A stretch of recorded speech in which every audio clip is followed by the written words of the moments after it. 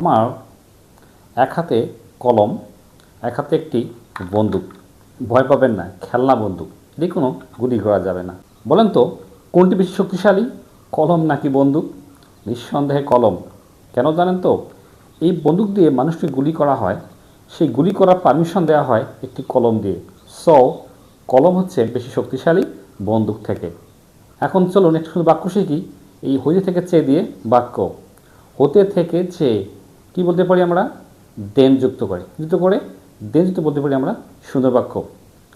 যদি বলি কলম হয় বন্দুক থেকে শক্তিশালী, তাহলে the pain is mightier than gun. Pain is mightier than গান। কলম হয় শক্তিশালী বন্দুক থেকে। আমরা আরও বাক্য বলতে পারি, আমি তার থেকে শক্তিশালী, তাহলে কী হবে? I am mightier than he. I am mightier than he. আপনারা পারবেন এই গঠন দিয়ে অনেক বাক্য তৈরি করতে। যেমন যদি বলি সে তার থেকে লম্বা, সে আমার থেকে ধনী, এই বাক্যগুলোয়। আশা করি বুঝতে পারছেন। ধন্যবাদ।